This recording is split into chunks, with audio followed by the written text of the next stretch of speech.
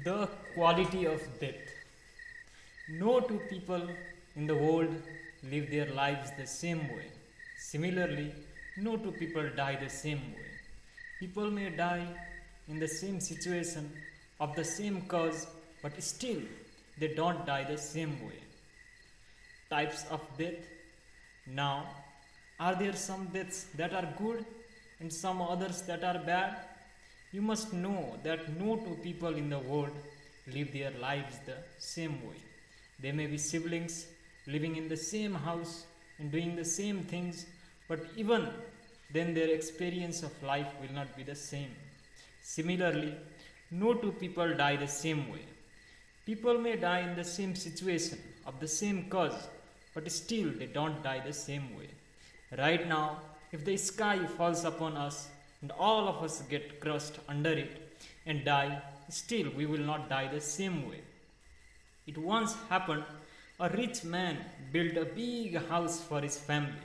It has been a tradition in India that when you build a new house, you want to welcome some sage or saint or yogi to your house. They don't do it anymore because today there is too much housing and not enough yogis. So this man invited a yogi to his house. They welcomed him like a king and did pada puja and many other pujas. Then they served him a great meal. Then when the time came to leave, the husband and wife bowed down to him, asking for a blessing as per the tradition. The yogi raised his hand and said, "First, may your father die, then you die, and then your children die." Hearing this, the man became furious. He said, "What nonsense! We invited you to our new house, treated you like a king, fed you well, and you said that first my father should die, then I should die, then my children should die. What is this rubbish?" The yogi was shocked. Why did I say something wrong? Is it not good if your father dies first, then you die, and then your children die? That means life will be in its natural cycle. Before your father dies, if you die, that is not good. Before you die, if your children die, that is not good at all. So first, your father must die, then you must die, then your children must die. In recent times, there has been growing awareness about the quality of death. And just as there is a quality of life index, people have created a quality of death index too. Furthermore, as people create life goals for themselves, there is growing awareness that one should set death goals as well. This is a welcome change. However, they are working with very superficial understanding of the quality of death as such.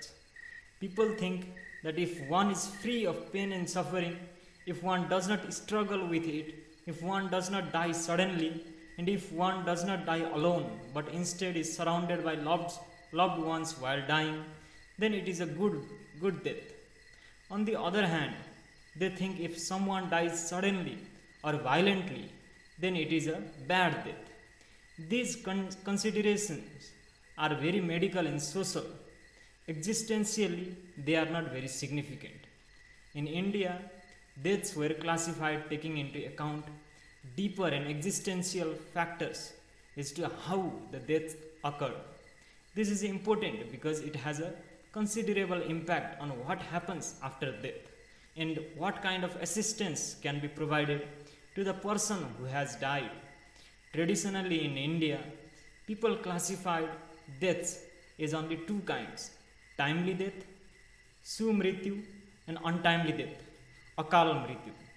If a yogi left his or her body consciously at the age of 30, we don't say it is untimely death. It is timely for them because they decide the time. We call a death untimely when someone has intent to live, that is, they still have prarabdha karma to work out, but suddenly something strikes them down and they die. Their body collapsed when the intent was on full scale. This is an untimely death. If intent itself has gone away, it is not untimely, it is very timely for that life. Chronological age Whether you are 35 or 65 or 95 years old is not the point. The criterion is that the intent is gone. Then, in terms of life, it is a timely death. I cannot give you an accurate percentage, but I think we can easily say that more than 80% of the people do not die a natural death or a timely death anymore. Their death is unnatural or untimely because they die while their intent is still on. This is unfortunate, and it has a bearing upon how the death happens and what happens after that. In a natural or timely death, prarabdha karma or the information that runs the life runs out and life becomes feeble. When the information runs out, life peters out slowly, and this is not torturous. This is very beautiful. When your prarabdha karma runs out, even if you lived a bad life, the last few moments will become very peaceful, wonderful, and perceptive. Suddenly, you will see people become so wise, they are not attached to anything around them. They show an extraordinary sense of maturity, something they failed to show throughout their life. This is because it is a natural death. Natural death is not a bad death.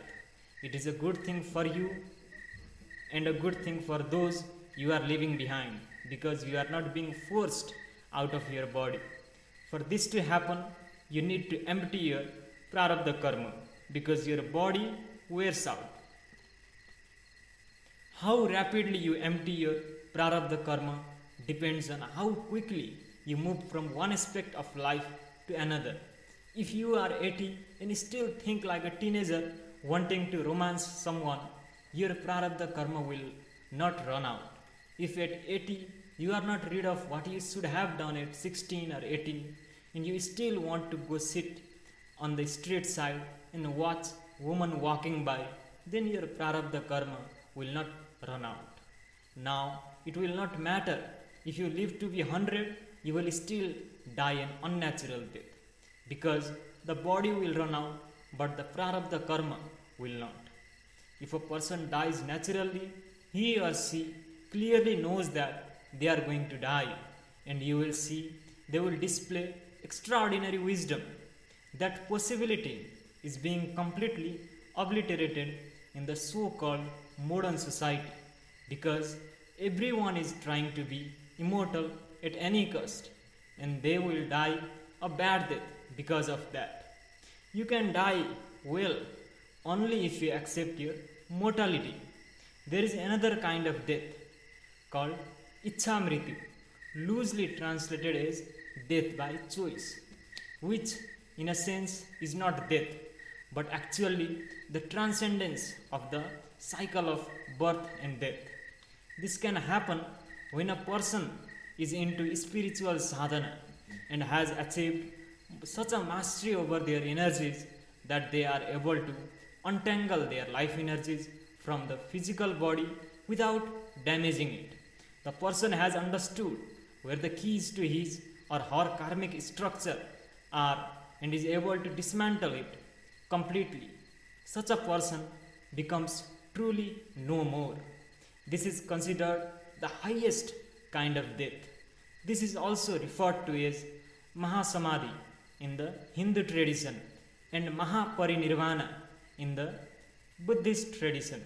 In English, we simply call it liberation, meaning one has become free from the very process of life, birth and death. One has become free from the basic structures of body and mind, or free from the karmic structures which holds these things together. To use the earlier analogy, one has burst the bubble completely. This is the ultimate goal for every spiritual seeker.